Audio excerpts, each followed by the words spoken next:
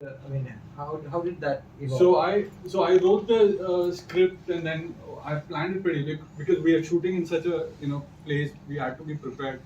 So I wrote the script. We did the storyboards, everything. I sent it across to my Kashmiri friends. We discussed with I had journalist friends and university professors, and they were like, "We will help you make this film. You just come over." And because I had to make sure, because it's the Kashmiri experience, we have to left liberal sweethearts, what has been going on. So there's a beautiful analysis of all his films, right from Roja, which is actually, if you think about it, like back, so it's been what, like 20, 30 years, yeah, and even Bombay and all this. So all of these have this undercurrent, this nationalistic, undercurrent to it, right? So Roja is basically what, like a Brahmin who gets captured, and like a Muslim terrorist who, seeing this guy's plight, lets him go, basically. That's it. And there's another film where the protagonist hits like a Pakistani flag and like breaks it in half or something like that. So all these apparent left liberal. That's how we got here in the first place. So that's all been going on.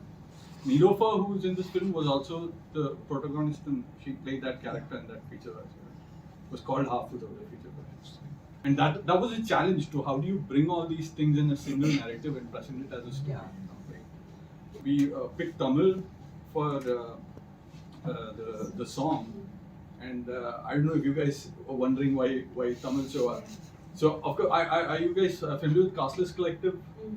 So Casteless Collective. So there's a lot of stuff going. So they're using rap, Tamil rap.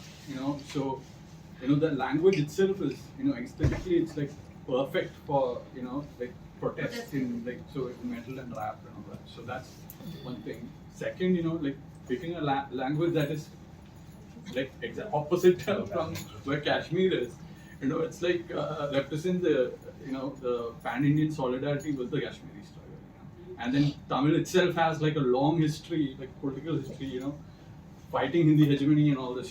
From Periyar days. Deserted, there is almost no one. So I had this comment. So it's all like isolated in this. So this, I mean, of course, Kashmir itself is like the landscape is just gorgeous. You can put a camera anywhere.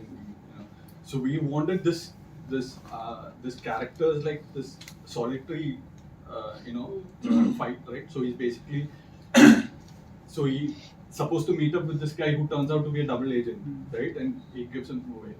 And then it's basically this guy sort of, and like when he goes back to his hideout, and we are like particularly lucky to find that place. It looked like it's like on top of the hill, looking out into the valley like that, and we made like a window. It wasn't a window there, so we made a window just to get that prison, because it focuses out to get like that prison shot at the end. So we actually, the art department actually built that window to get that. So that that isolated, imprisoned feeling. That's like what we're trying to get. I think we had comments on YouTube, people who actually got up to that. Mostly Hindi belt audience. Like this would require a lot of context, especially with the propaganda that's going on around Kashmir. So did you like think of some like the kind of person you would want to watch this film? Yeah. So I mean, so that's the biggest challenge, right? So when so on the YouTube release, it was all majority Kashmiri audience that they wanted. I don't think it is actually like the few Hindi belt who have seen this. It's probably why it got to the broadcast ministry in the first place, right? And that quickly. So. And context-wise, so it's not even Hindi belt. Like Kerala, I'm having trouble with. Like I have neighbors who are like pissed off at me because I made like a Kashmir.